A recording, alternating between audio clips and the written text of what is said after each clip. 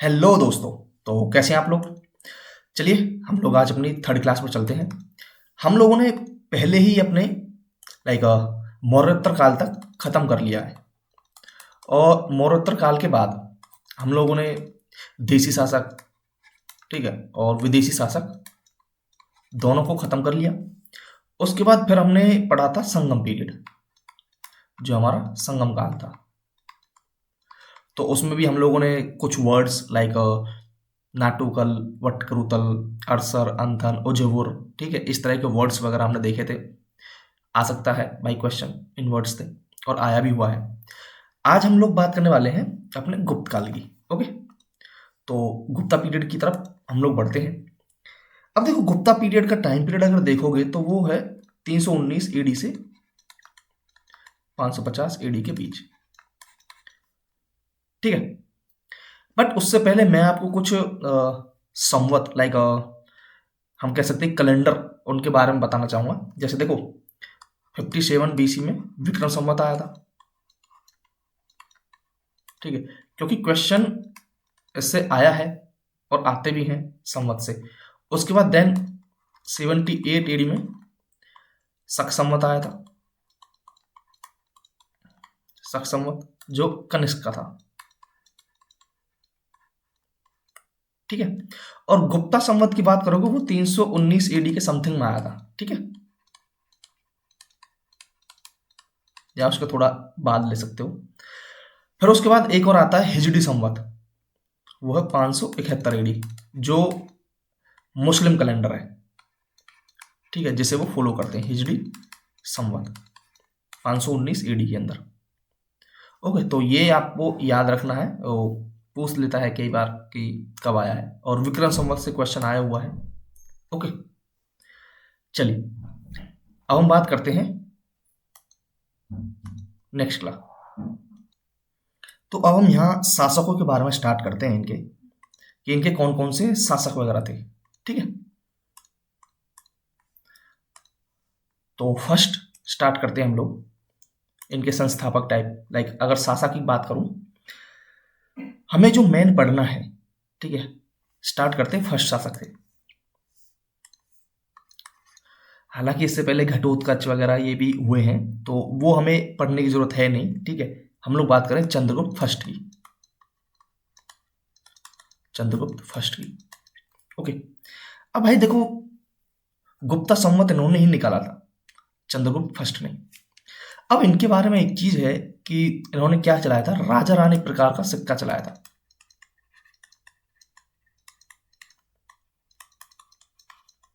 राजा रानी प्रकार का सिक्का।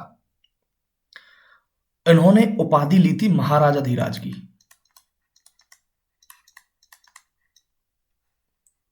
ओके, महाराजा धीराज की उपाधि ली थी इन्होंने। क्वेश्चन आया है कि पहला राजा कौन सा था गुप्त राजा जिसने महाराजा धीराज की उपाधि ली थी, ठीक है, तो चंद्रगुप्त फर्स्ट था। ओके, उसके बाद इसमें ज्यादा कुछ करना है नहीं, लिच्छवी राजकुमार से शादी की थी और मतलब गुप्ता संवत चलाया था, बस इतना ही है मेन काम की चीज।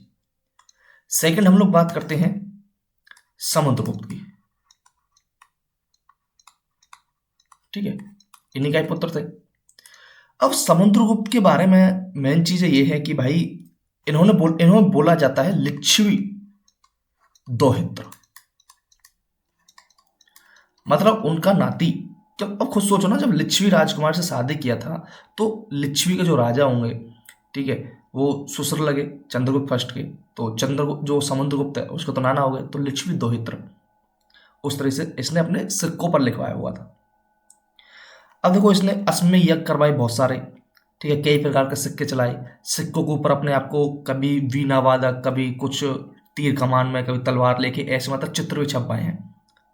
ओके, अब इन्हें क्या कहा गया है, इन्हें बोला गया है भारत का नेपोलियन।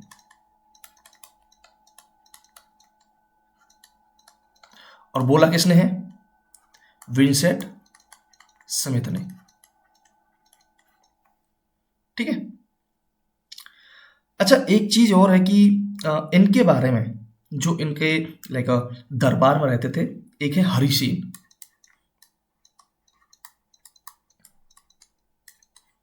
हरिसेन ने भी लिखा है इनके बारे में। ओके, तो एक प्रयाग प्रशस्ति अभिलेख है, प्रयाग प्रशस्ति लेख है। ओके, कहां पर है? इलाहाबाद पिलर्स पर। ओके, उसके ऊपर की ख्याति व्याति है, उनके बारे में लिखा हुआ है हरिसेन ने।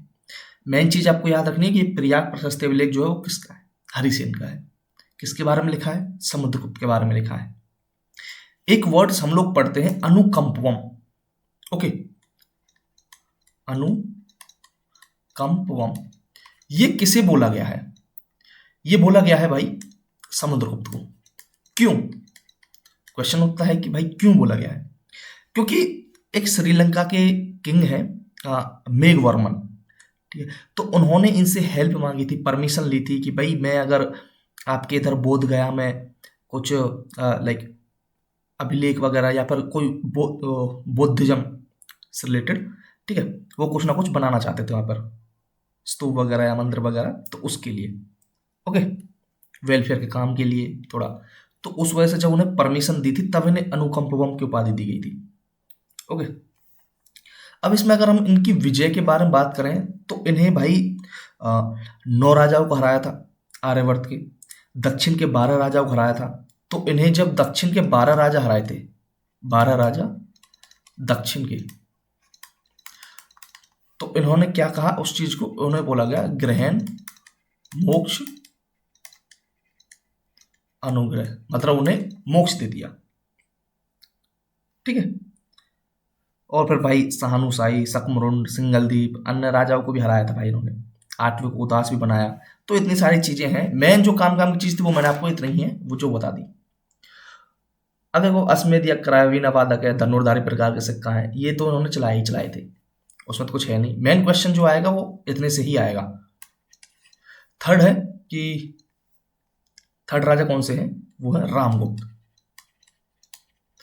अब देखो यार इनके बारे में कहानी बोली जाती है कि रामगुप्त के टाइम पर, मैंने इस पर कुछ नहीं पढ़ना है, इनके टाइम में शकों का आक्रमण हुआ था। मैंने बताया था शक शासक, ठीक है, जो विदेशी शासक थे। तो जब शकों का शासक हुआ था तो भाई जो रामगुप्त थे वो थे डरपोक टाइप। तो इन्होंने क्या किया कि भाई ठीक है मैं तो सरेंडर कर दूंगा, बट शकों ने बोला कि भाई जो तेरी वाइफ है ना वो भी हमें चाहिए। इसने उसके लिए भी हाँ भर दिया कि भाई वाइफ को भी ले जाओ। बट इसका जो भाई था, ठीक है, रामगुप्त का, वो था चंद्रगुप्त द्वितीय विक्रमादित्य। तो उन्हें ये बात बुरी लग गई कि यार ऐसे कैसे, तो भाई नाक कटने वाली बात हो गई। तो वो स्त्री का भेष बना के वहां पर गए थे कि भाभी मैं जाऊंगा तुम यहीं रुको। तो वहां जाके उन्होंने उस राजा को मारा था, युद्ध किया, और उसके बाद जो इसको गद्दी से हटा दिया कि मैं अब राजा बनूंगा, और जो भाभी लगती थी उससे उन्होंने शादी कर ली। तो इसमें ज्यादा कुछ पढ़ने को है नहीं रामगुप्त वाले में। हमें मेन पढ़ना है अब किसको? हमें पढ़ना है चंद्रगुप्त द्वितीय विक्रमादित्य को, चंद्रगुप्त द्वितीय।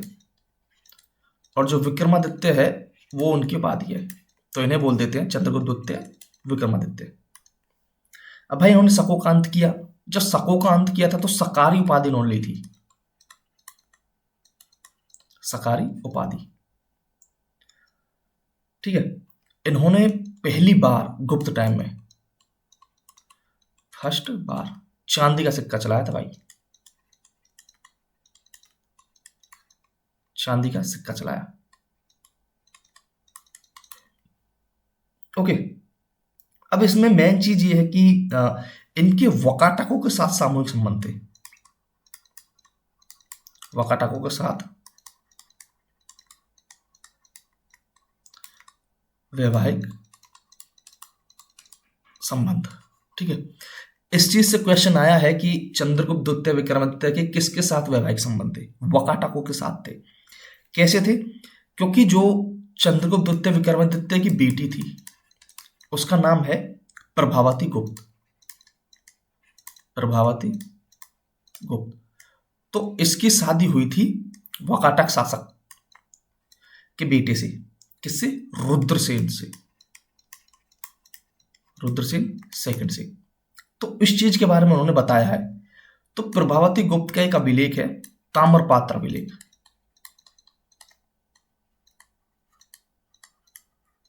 ठीक है, उससे ये चीज़ पता भी चलती है। ओके, तो ये चीज़ हो गई। और इसमें यही है, इसमें एक चीज़ और है कि इनके दरबार में 9 रत्न रहते थे, ठीक है। और मेहरौली का लौह स्तंभ भी बनाया है इन्होंने, विष्णु को समर्पित जो था, ठीक है। और बाकी कुछ नहीं है इसमें मैन पढ़ने के लिए, यही आपको मैन याद रखना है। उसके बाद है फोर्थ पर कुमारगुप्त।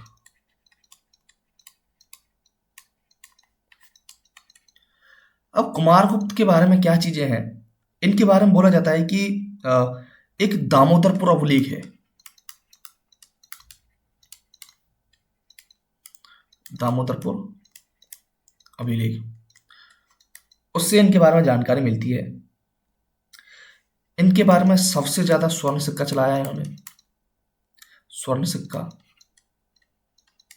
सबसे ज्यादा चलाया था, सबसे ज्यादा चांदी का सिक्का चलाया, ठीक है।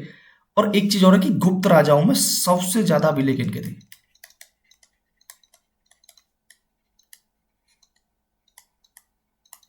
सबसे ज्यादा अभिलेख जो थे वो इनके ही थे, ठीक है। और इनके टाइम पर एक चीज जो मेन हुई है वो है नालंदा विश्वविद्यालय, ठीक है, वो खोला गया था। तो ये इनकी उपलब्धियां हैं जो हमें पता होनी चाहिए। उसके बाद नेक्स्ट शासक आते हैं सिकंदगुप्त,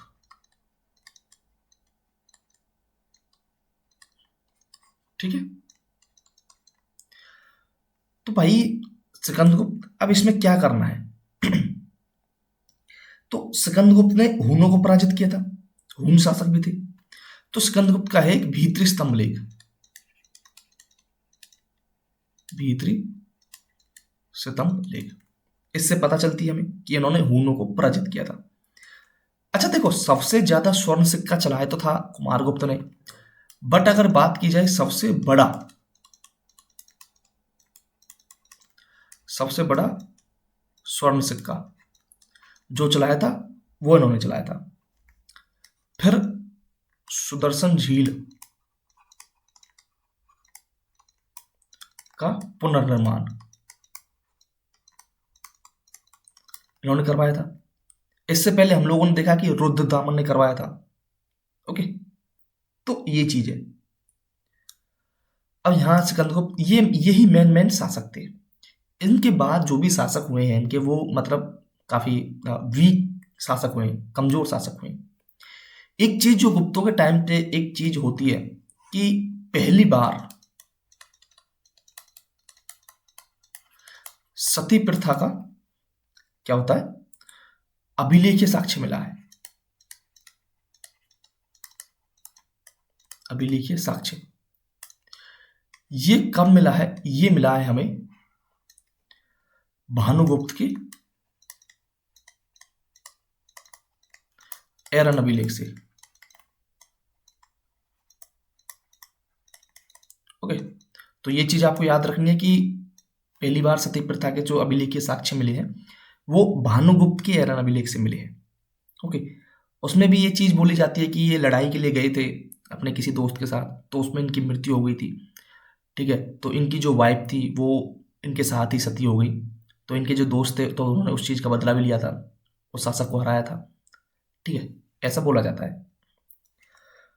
अब भाई यहाँ तो मेन गुप्ता पीरियड खत्म हो जाता है, इनके शासक वगैरह। थोड़ी कुछ इनके एडमिनिस्ट्रेशन के बारे में चीजें देख लेते हैं, ओके, कि क्या क्या चीजें इनमें रही है और क्या क्या अपने को पढ़ना है। देखो यार, हम देखते हैं एडमिनिस्ट्रेशन को लेकर, प्रशासन। प्रशासन में मेन जो चीजें थी कि किंगशिप, लाइक राजा का बेटा राजा, तो वो थी भाई, पीढ़ी दर पीढ़ी चल रही थी, वो ऐसी थी। इनमें एक चीज है कि जो राष्ट्र थे, या फिर या तो राष्ट्र बोल दो या प्रांत बोल दो, ठीक है, उन्हें क्या बोल रहे हैं, उनको बोल रहे हैं भुक्ति। और जो राष्ट्रपति या प्रांतपति जो हैं उन्हें ऊपर है। उसके बाद जिला या विषय, ठीक है, और जिलाधिकारी को विषयपति, ओके। जिला को क्या बोल रहे हैं? जिला को बोल रहे हैं विषय, और जिलाधिकारी को विषयपति। बाकी भाई ग्राम है, उसके हेड तो ग्रामिक है ही।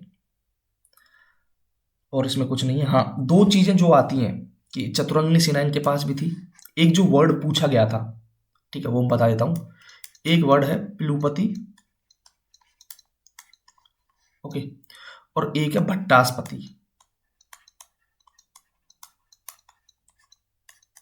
ये जो वर्ड है ये बहुत बार पूछ लेते हैं वो। तो पिलुपति हाथी सेना का प्रधान, हाथी सेना का प्रधान, और जो भट्टासपति है वो है घोड़े की सेना का प्रधान। तो ये चीज आपको पता होनी चाहिए। बाकी इसमें कुछ है नहीं। हाँ, एक चीज जो मुझे और बतानी है, देखो इसमें एक चीज जो देखने को मिलती है, जो उच्च स्तर के लोग थे, लाइक उच्च वर्ण के जो लोग थे या उच्च जाति आप बोल सकते हो, वो संस्कृत बोलते थे, और जो निम्न स्तर के लोग थे उनके लिए प्राकृत भाषा थी, वो बोलते थे। ये चीज याद रखनी है, ओके, बस और कुछ नहीं है इसमें। मेन काम की चीज इतना ही है, और तो बस खत्म है ये। अर्थव्यवस्था में यही है, कृषि का विस्तार हो गया, सारी चीजें हो गई, और तो मेन काम की चीज है नहीं। इनके बारे में एक चीज और बोली जाती है कि जो गुप्ता पीरियड है वो मंदिर स्थापत्य का, मंदिर वगैरह उनका स्वर्णिम बोला गया है। बिल्कुल बोला गया भाई, क्योंकि आप देखो ना, गुफाओं का निर्माण हुआ, बाग, अजंता गुफाएं, स्तूप, धमिक स्तूप बनारस, ठीक है, और मंदिर सिरपुर, नचना कोठार, भीतरगांव का मंदिर, देवगढ़ का मंदिर, ओके। मेनली तो ये चीज आएंगे नहीं, पर ठीक है, मैंने बता दिया आपको, ठीक है।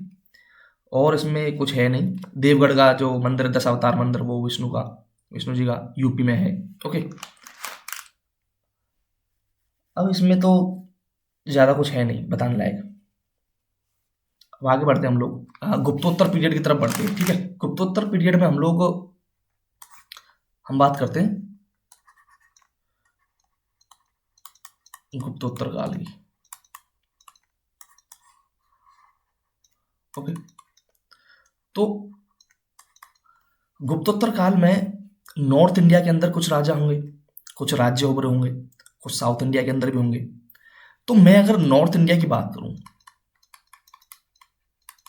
नॉर्थ इंडिया की, तो नॉर्थ इंडिया में नॉर्थ वेस्ट के अंदर, ठीक है, वहां पर तो हुनों का शासन था। भले ही हमें पता है भाई हुनों को हराया था, भीति स्तंभ लेख से हमें पता चलता है स्कंदगुप्त के बारे में। अब देखो, एक जो मेन जो फेमस रहा है वो है वर्धन या फिर पुष्यभूति वंश। कहाँ? थानेश्वर। उसके बाद है मौखरी वंश। मौखरी वंश ये कहाँ? कन्नौज, ओके। उसके बाद उत्तरगुप्त, मगध। उत्तरगुप्त जो कमजोर शासक बचे हुए थे मगध में। फोर्थ, गौड़, गौड़ वंश, ये बंगाल। मैं ये इसलिए बता रहा हूं क्योंकि जो ये एक शासक और आएगा, जो राज्य है वो है वल्लभी के मैत्रक, ठीक है। तो उसका हेड पूछा गया था, और वो कहाँ है ऐसा है। और फिर है कामरूप, ये है कहां पर? असम में। और इसके कौन है हेड? भास्कर वर्मन, ओके। ये ऑप्शन था उसमें क्वेश्चन में। और सिक्स्थ है ओलिकर वंश, ये कहां? ये है मालवा, एमपी के इधर। और किसने? यशो धर्मन। और उसके बाद आता है वल्लभी के मैत्रक,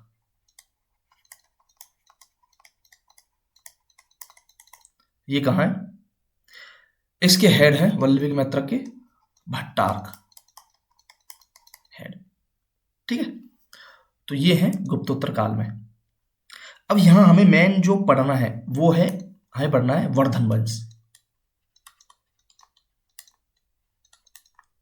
वर्धन वंश, क्योंकि काम काम की चीजें बस इसी में ही है। अब वर्धन वंश संस्थापक कौन है? प्रभाकर वर्धन भाई, है ना। तो यहां हमें 3 शासकों के बारे में पढ़ना है। एक हमें बात करना है प्रभाकर वर्धन,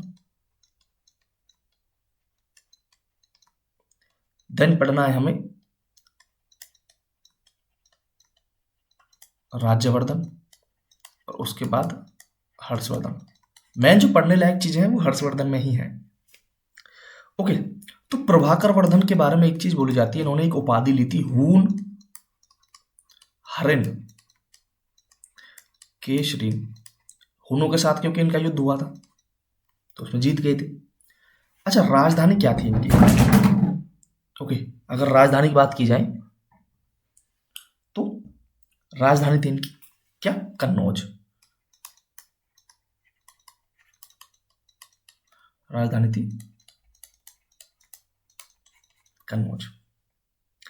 अब देखो इनके बारे में एक चीज है कि ये जब युद्ध में, ठीक है, युद्ध में ये मतलब मारे गए, ठीक है, शहीद हो गए, ये कह सकते हो। तो उसके बाद जब राज्यवर्धन राजा बनता है तो हुआ क्या था कि इनकी एक बहन थी राजश्री। तो ये 4 भाई बहन थे।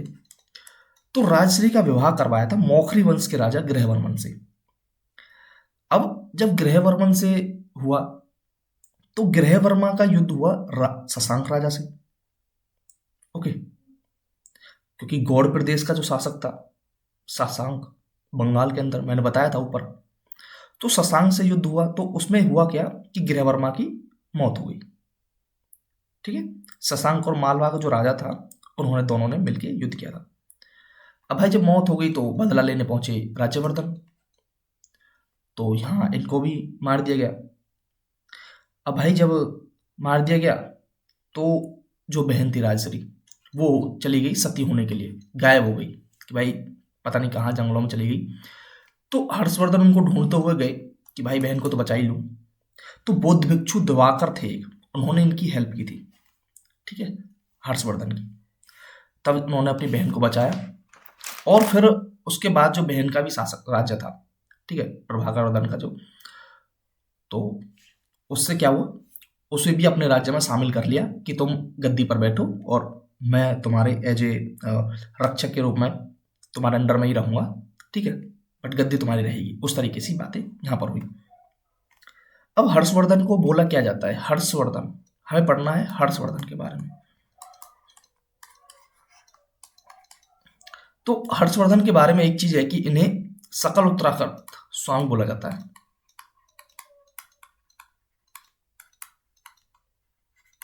क्यों? क्योंकि भाई इनके बाद कोई शासक ही नहीं हुआ और इन्होंने उत्तर के मैक्सिमम राज्यों को जीत लिया था। इस वजह से इन्हें सकल उत्तरापद स्वामी बोला गया है। हर्षवर्धन के काल की बात करोगे तो वो है 606 एडी से लेके, ओके, एडी से लेके 647 एडी तक, ठीक है। इनके दरबार में एक चीनी यात्री हुएनसांग आए थे,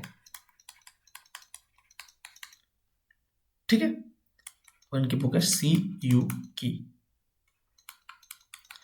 इससे पहले कोई आया था क्या? बिल्कुल आए थे। इससे पहले जो चंद्रगुप्त द्वितीय विक्रमादित्य थे उनके दरबार में आए थे, ठीक है, फायान। वो मैं वहां बताना भूल गया बट यहां बता रहा हूं, ठीक है। तो भाई सभा वगैरह बुलाई थी जिसमें मतलब 20 कर देने वाले राजा आए थे। तो उसमें दिक्कत हो गई थी सभा में, ठीक है, कि ऐसे कैसे इंच को बुला लिया और हमें नहीं बुलाया, ठीक है, एक चीनी यात्री को बुला लिया, तो उस तरह से। अब भाई देखो इनके बारे में एक चीज बोली जाती है कि जब ये, देखो नॉर्थ के तो सारे स्टेट इन्होंने जीत लिए थे, जब ये साउथ इंडिया की तरफ बढ़े तो इनका युद्ध हुआ किससे? पुलकेशिन से। चालुक्य शासक थे पुलकेशी द्वितीय से, तो इनसे हार गए। तो हार गई तो वापस अपने नॉर्थ में आ गई, ओके। तो जब हम चालुक्य वंश पढ़ेंगे तब उसमें पुलकेशिन दुत्त के बारे में पढ़ लेंगे। ओके, अभी यहाँ इतना ही ठीक है कि भाई इनका युद्ध हुआ था और हार गए थे। ओके, ठीक है। अब हमें हर्षवर्धन के बारे में जो मेन काम की चीज़ है वो ये है कि इनके टाइम में ये बोली जाती है कि इनके टाइम जो पूरा पूरा राज्य था वो सुरक्षित था, जनमाल सुरक्षित था, बट पूरी तरह से सुरक्षित नहीं था। कहीं ना कहीं चोरी वगैरह रास्तों पर, अब सोचना उस टाइम की बात है तो वो तो होंगी ही। ठीक है, राजस्व की बात की जाए तो 1/4, मौर्य टाइम की बात करो उसमें 1/6 देखा था हमने। ठीक है, अब देखो इन्होंने जो हर्षवर्धन है वो बहुत बड़े साहित्यकार थे, तो इनकी 3 बुक हैं जो इन्होंने लिखी है। प्रियदर्शिका, ठीक है, रत्नावली और नागानंद, ये इनकी 3 बुक हैं। बस यहाँ पर ही ये खत्म है। और एक चीज और है कि इन्होंने नालंदा जो विश्वविद्यालय है, नालंदा विश्वविद्यालय को 200 गांव दिए थे, दान में दिए थे। ठीक है, ओके, चलिए अब तो बस यही है इसमें मेन मेन जो काम की चीजें थी। उसके बाद हम बढ़ते हैं आगे की तरफ। चलिए अब हम लोग हमारे देख लेते हैं क्या, कल्याणी के चालुक्य या फिर बादामी, सॉरी बादामी या वातापी के चालुक्य, ये नेक्स्ट वंश है, बादामी के चालुक्य। अब बादामी के चालुक्य अगर देखा जाए, बादामी या फिर वातापी, इनके अगर टाइम पीरियड की बात की जाए तो 6 एडी से 750 एडी तक। सोचो हर्षवर्धन के टाइम की ही बात है भाई, और था कहाँ यहाँ पे, ये महाराष्ट्र में। अब इसमें हमें 1-2 चीजें ही पढ़नी है, पुलकेशिन द्वितीय को पढ़ना है हमें। ठीक है, तो इसमें है पुलकेशिन द्वितीय, तो इन्होंने हर्षवर्धन को हराया था भाई, है पता है वर्धन वंश का शासक था। और जब हर्षवर्धन को हराया था तो उन्होंने उपाधि ली थी परमेश्वर की। ठीक है, पुलकेशिन द्वितीय ने। अच्छा, हर्षवर्धन को हराया, इसका वर्णन कहां पर है? इसका वर्णन है ऐहोल प्रशस्ति लेख में। किसका है ये है रवि कीर्ति का। कौन है ये रवि कीर्ति? इनके जैन कवि हैं पुलकेशिन द्वितीय के। ठीक है, दरबारी कवि। उसके बाद देखो एक उपाधि तो होगी जब हर्षवर्धन को हराया तो परमेश्वर की। ठीक है, फिर इन्होंने हराया था पल्लव वंश के राजा को।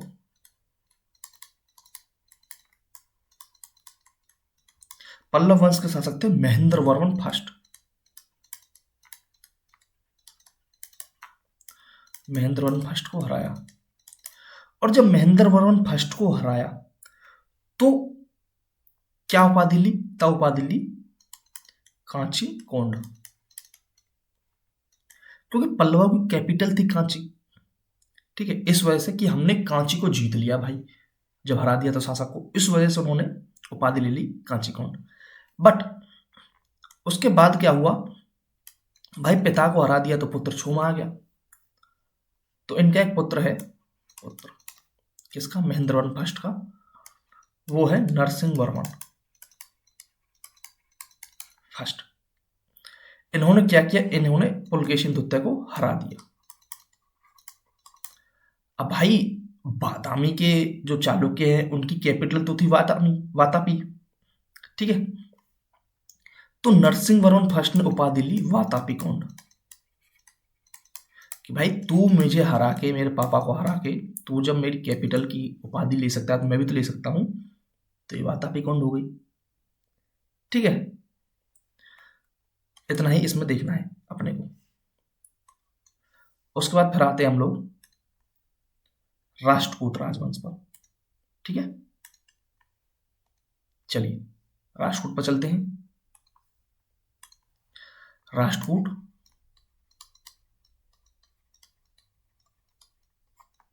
राष्ट्रकूट राजवंश। ये टाइम पीरियड की बात करें तो ये था 750 AD से 973 AD में।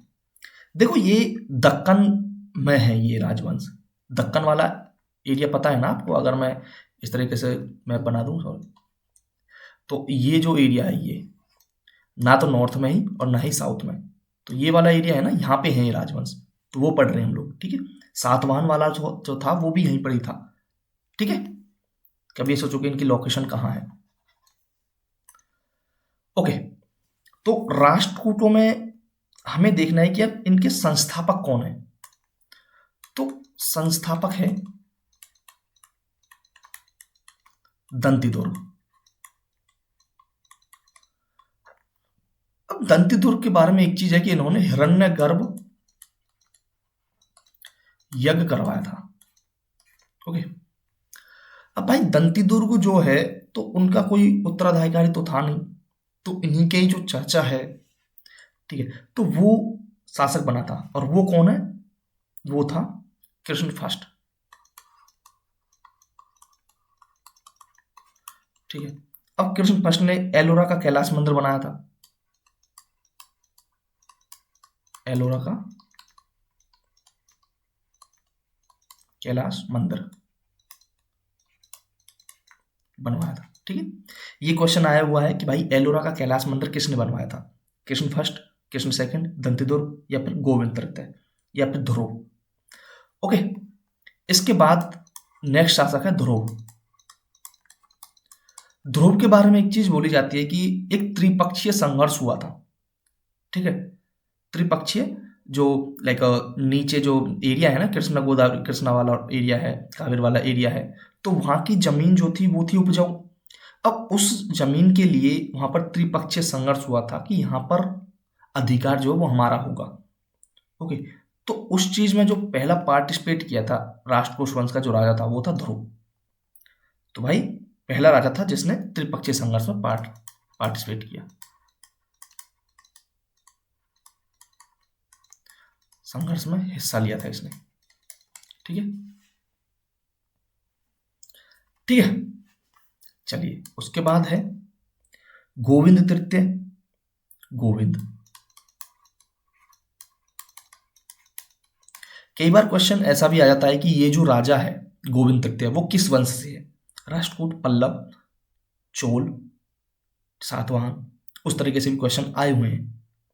ओके, तो इनके बारे में एक चीज बोली जाती है कि भाई सबसे बड़ा राजा है, इन्होंने मतलब उत्तर में अभियान किया, हराया, ठीक है।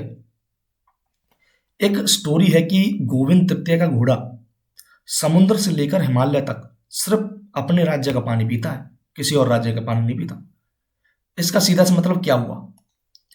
तो इसका सीधा सा मतलब हुआ कि भाई हिमालय तक इन्हीं का ही शासन था, जीत लिए थे उन्होंने। उसके बाद अमोघ वर्ष, उन्हें क्या ही पढ़ना है, अंतिम प्रतापी राजा हमें पढ़ लेना चाहिए। अंतिम प्रतापी राजा वो थे कृष्ण थर्ड, ठीक है। ये कृष्ण फर्स्ट है भाई और ये कृष्ण थर्ड है। इनके भी तकोल्लम की लड़ाई हुई थी जिसमें चोल राजा थे परांतक फर्स्ट, उन्होंने हरा दिया था कृष्ण तृतीय को। ओके, तो यहां पर ये हमारा हो गया राष्ट्रकूट वंश। उसके बाद हम लोग पल्लव देख लेते हैं, ये लगभग खत्म ही है, पल्लव और चोल पढ़ना है हमें बस, उसके बाद खत्म है। ओके, उसके बाद है पल्लव। पल्लव वंश में हमें जो शासक हैं उनके बारे में पढ़ना है, ये तमिलनाडु में था। अब ये जो पल्लव वंश हो गया, चोल वंश हो गया, ये अपने डीप साउथ में है, बिल्कुल ही मतलब दक्षिण के राजवंश है, ठीक है।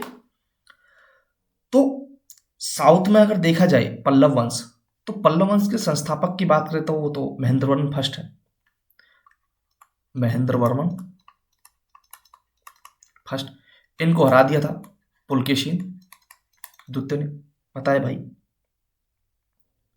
उसके बाद नरसिंह वर्मन फर्स्ट,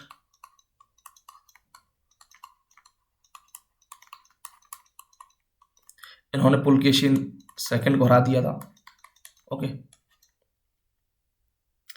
और इन्होंने क्या, इनके बारे में एक चीज है कि इन्होंने पहाड़ों को काटकर मंदिर वगैरह ये बनाए थे, ठीक है, और रथ का निर्माण किया था पहाड़ काटकर, पहाड़ काटकर रथ बनाए थे, जिनमें 5 पांडवों के रथ थे, जिसमें सबसे बड़ा रथ जो था धर्मराज का था, ठीक है। उसके बाद नरसिंह वर्मन सेकंड है, तो कांची का कैलाश मंदिर वो उन्होंने बनाए थे। हाँ, नरसिंह वर्मन सेकंड के बारे में एक चीज और है, नरसिंह वर्मन सेकंड, इन्होंने क्या किया है कि पहली बार स्वतंत्र मंदिर बनाए हैं।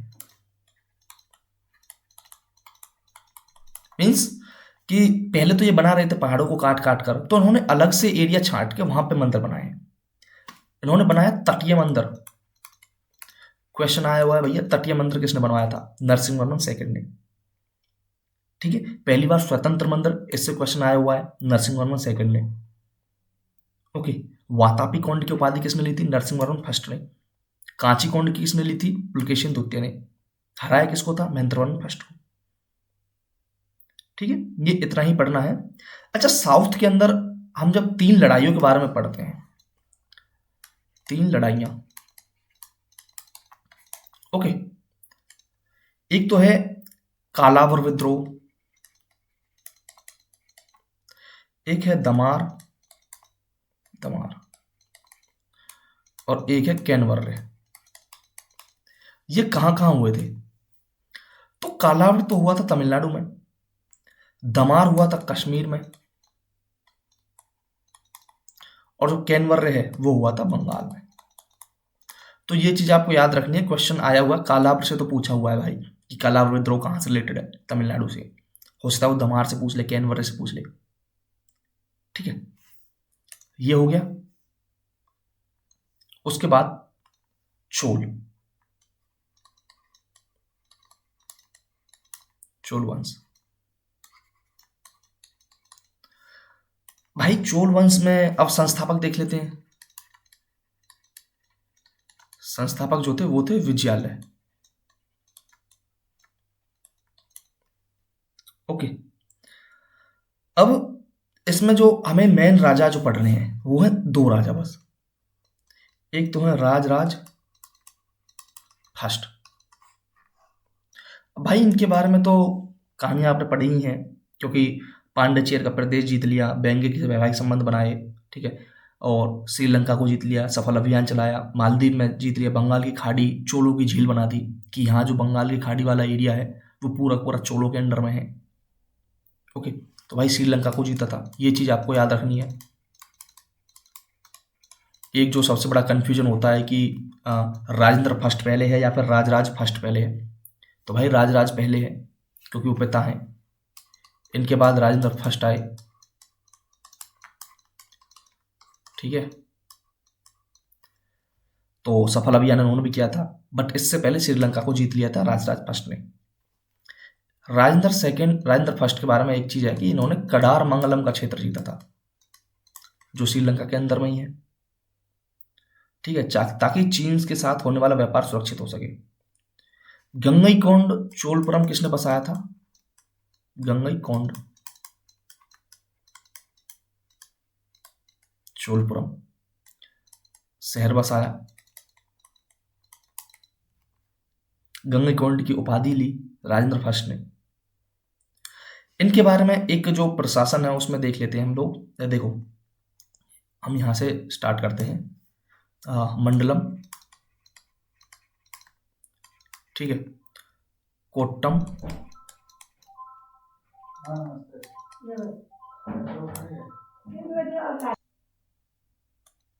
फिर आता है कोट्टम के बाद नाडू, एंड देन उर। अच्छा, ये इस तरीके से है टॉप टू बॉटम। मंडलम का मतलब है प्रोविंस, राज्य। कोट्टम का मतलब है, मंडलम राज्य हो गया, कोट्टम का है वलनाडु, वलनाडु बोले तो राज्य से नीचे का, सिटी शहर वगैरह। नाडु के अंदर हम ले सकते हैं डिस्ट्रिक्ट जिला, और नगरम। ठीक है, कोट्टम को वलनाडु बोल रहे हैं। ठीक है, तो इतना ही है इसमें, और तो कुछ है नहीं। मेन चीज हमें जो देखनी है, चोलाज के टाइम पर एक जो चीज है, जो कुछ वर्ड्स हैं, लाइक इनके टाइम पर एक चीज बोली जाती है कि लैंड ग्रांट, जो जमीन है वो दान में बहुत ज्यादा दी जाती थी। तो उसी को लेकर कुछ वर्ड्स हैं, जैसे वेलन वेगई। ठीक है, देन ब्रह्मदे, उसके बाद है सालाभोग,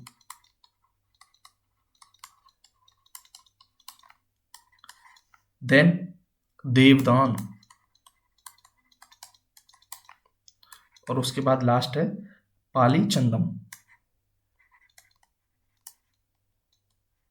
पाली चंदम।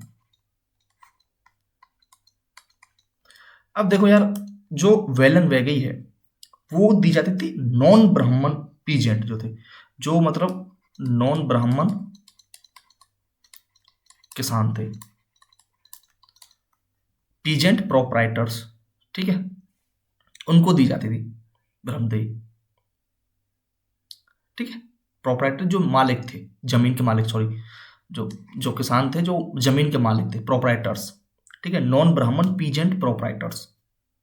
ओके, तो उन्हें दी जाती थी। साल भोग दी जाती थी किसको, सॉरी ये है वेलन वेगी, इधर है ऊपर। ठीक है, ये वेलन वेगी की ब्रह्मदे, ब्रह्मदे दी जाती थी ब्राह्मणों को,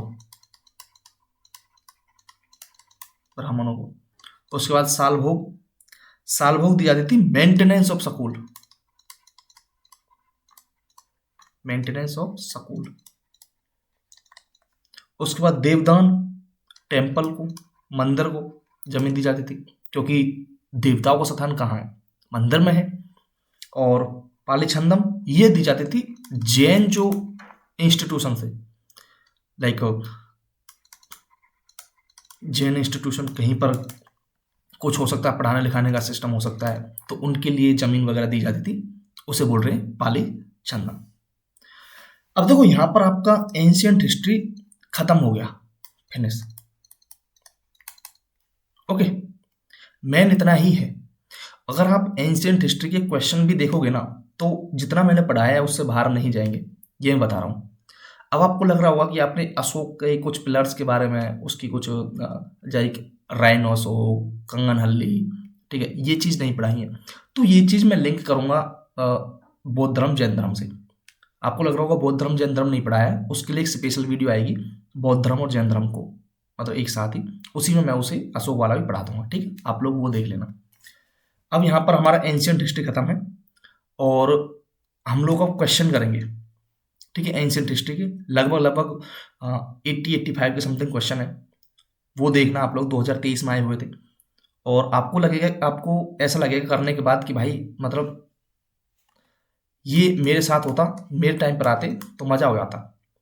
ठीक है, और बाकी के जो सब्जेक्ट है, मैं सोच रहा हूँ हम लोग उसे एक एज ए मैराथन करेंगे। ठीक है, 5 से 6 घंटे की या 4-5 घंटे की, तो उसमें पूरा कंप्लीट, और उसके बाद फिर क्वेश्चन प्रैक्टिस करो, क्योंकि टाइम कम है। ओके, अब ये 1 महीना रह गया है, अब क्लासेस में ही रहेंगे, तो फिर अब मैराथन में वही चीज़ें होंगी, क्योंकि मैं थोड़ी बड़ी बनाऊंगा। ओके, चलिए फिर मिलते हैं नेक्स्ट वीडियो में। Thank you, thanks for watching.